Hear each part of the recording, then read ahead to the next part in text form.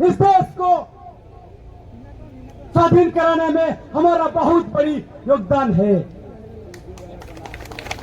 जब इस देश का संविधान बना जाएंगे तो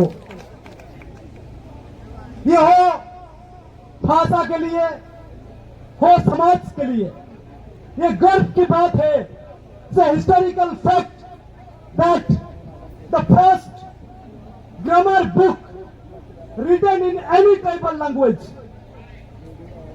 किसी भी आदिवासी भाषा में लिखी जाने वाली पहले ग्रामर किताब पोहे भाषा का था।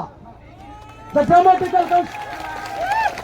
Grammatical construction of our language 1840 में सैमुअल टिकल ने लिखा था, क्योंकि उनको समझ में आ गया था कि ये भाषा बहुत पुरानी है, इस भाषा में बहुत ज्ञान है, इस भाषा का जो मौखिक भाषा है उसमें इसका इतिहास छुपा हुआ है, उसमें उसका संस्कृति छुपा हुआ है, उसमें इसका दस्तूर छुपा हुआ है।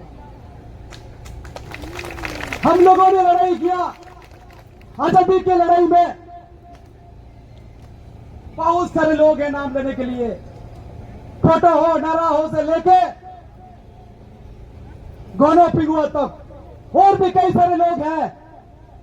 जब सुभाष बोस ने इस देश को आजाद कराने के लिए एक आजाद हिंद फौज गढ़ी थी, तो उसमें सबसे ज्यादा अगर किसी समुदाय से लोग थे तो वो हो और मुंडा समुदाय के थे। ये हमारा इतिहास है। इस देश को स्वाधीन कराने में हमारा बहुत बड़ी योगदान है। जब इस देश का संविधान बना, the framers of this constitution talked about diversity, विविधता में एकता। जो डाइवर्सिटी है उस डाइवर्सिटी को प्रोटेक्ट करने के लिए, प्रमोट करने के लिए, उसको बचाए रखने के लिए, आगे ले जाने के लिए इस देश का संविधान बना। और संविधान में यह बात रखा गया कि उसमें जो भाषाएं हैं इस देश के, उसको ऑफिशियल भाषा, ऑफिशियल लैंग्वेज का दर्जा मिलेगा। इसी से एक शेड्यूल आता है। फिर कहा गया कि आर्टिकल 350 के तहत कि आदिवासी भाषाओं में, मातृभाषाओं में पढ़ाई होगी। लेकिन हमारे साथ क्या हुआ है? 1965 में इस देश में पहले शिक्षा नीति आया, उसको बोलते हैं कोठारी कमीशन। कोठारी कमीशन ने कहा कि अगर आदिवासियों का शिक्षा का स्तर को बढ़ाना है, उनको बाकी लोगों जैसे बनाना है, तो उनको उनकी मातृभाषा में शिक्षा देनी होगी। 1995 और एक करिकुलम बना, 2005 में बना, 2020 में बना नेशनल एजुकेशन पॉलिसी। हर एक चीज में, हर एक जगह में लिखा गया कि मातृभाषा में पढ़ाई होनी चाहिए। लेकिन इस बात को लेकर जब हम बात करते हैं सरकार से, जब भी हम डिमांड लेके चलते हैं तो हमेशा टाल देते हैं। बोलते हैं जो 8 शेड्यूल में है उसको प्रायोरिटी दिया जाएगा, बाकी जो भाषाएं हैं उसमें नहीं होगा। तो इसलिए हम ये मांग कर रहे हैं, अगर संस्कृत जैसे पुरानी भाषा जिसके संख्या बहुत कम है, डोगरी जैसे भाषा, बोडो जैसे भाषा जिसका संख्या कम है, उनको संविधान के 8वीं अनुसूची में जगह मिल सकती है, तो वो भाषा को क्यों नहीं? ये हमारा मांगे है, ये जायज है। Our demand is just and genuine. हम ये नहीं कह रहे हैं कि उनको मिलना नहीं चाहिए। जितने भी भाषाएं हैं उनको आप मान्यता दीजिए। हमारे कोई किसी भाषा से किसी भाषा के विरोध में नहीं है, लेकिन हम अपने ही मांग करते हैं। जब हम मांग करते हैं तो हम दूसरों के साथ देखते हैं, जब दूसरों के साथ देखते हैं तो हमको लगता है हमारे साथ अन्याय हुआ है।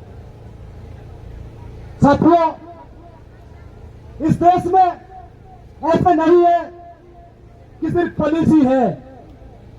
राष्ट्रपति के अंडर एक लिंग्विस्टिक कमीशन आता है।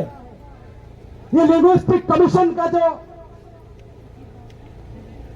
उसका जो मैंडेट है, उस मैंडेट को देखेंगे आप तो उसमें भी बहुत सारे भाषा जो माइनॉरिटी भाषा है तो उनको प्रोटेक्ट करने के लिए, उसको एजुकेशन में यूज करने के लिए, एडमिनिस्ट्रेशन में यूज करने के लिए कई सारे प्रावधान हैं। लेकिन हुआ ये कि हमें एक जगह पे झारखंड में स्टेट लैंग्वेज का मान्यता मिला जरूर है। हमने संघर्ष किया था, मिला, लेकिन वहां पे जितना हमको फायदा होना चाहिए था, जो व्यवस्था हमारे लिए होनी थी, वो नहीं हुई है। अभी भी द्वितीय राजभाषा है झारखंड में, लेकिन हमारे वहां के बच्चों को अपने मातृभाषा में पढ़ने का हक नहीं है, नहीं मिला है। ये दुख की बात है और इसीलिए सिर्फ आज नहीं, पिछले कई दिनों से सिर्फ शहरों में नहीं, गांव गांव घूम के हम हो लोगों का आवाज को सरकार के तक पहुंचाने का प्रयास कर रहे हैं। उड़ीसा में नवीन पटनायक जी हैं, हो भाषा के 8वें अनुसूचित शामिल को लेके उनका रवैया हमेशा पॉजिटिव रहा है। लेकिन हम जब उनको कहते हैं कि उड़ीसा में जितना हो लोग है, झारखंड में भी इतना है, तो उड़ीसा में हो को द्वितीय राजभाषा का मान्यता क्यों नहीं मिलेगा? तो हमारे जितने सरकार के लोग हैं, वहां का बीजेडी का सरकार है, वो चुप रह जाते हैं। तो बीजेडी के सरकार से भी हम इस मंच के माध्यम से कहना चाहते हैं, अगर आपको हो लोगों की वोट चाहिए, हो लोगों को यदि समर्थन दरकार, ताहले आसंता निर्वाचन पूर्वरु हो भाषा को ओडिशा रे द्वितीय राजभाषा मान्यता घोषणा करो। बहुत सही बहुत देखिलु आम शैबार सीमा पार जाइछि।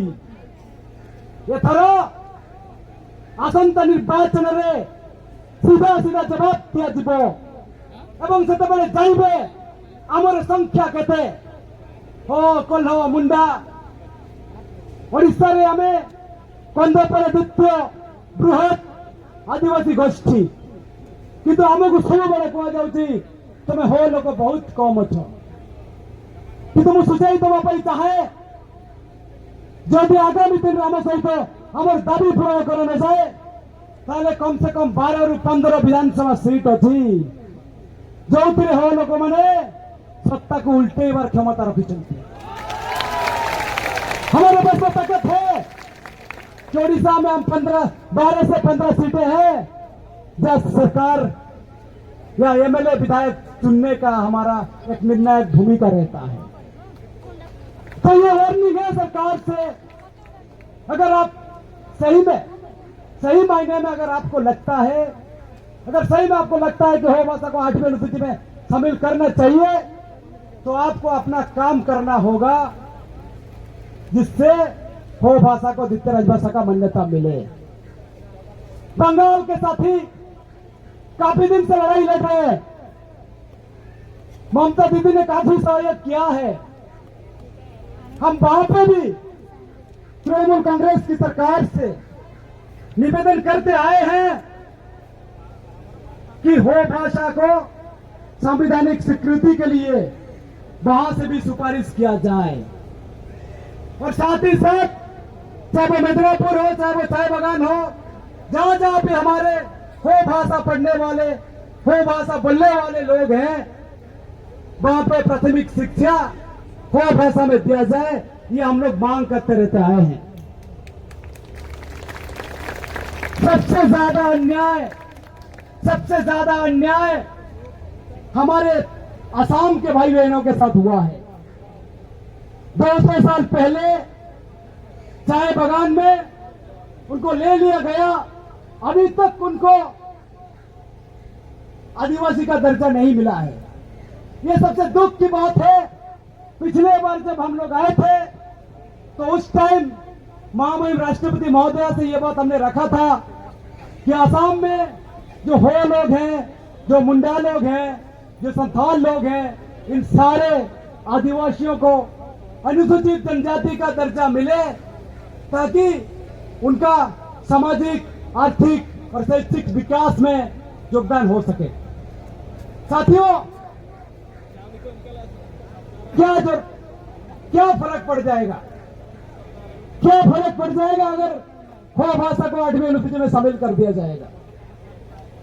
पिछले बार जब हम लोग आए थे 2018 में, एक मंत्री ने कहा था कि सर हमें प्रॉब्लम नहीं है देने में, ये उनका थोड़ा अंदरूनी बात था।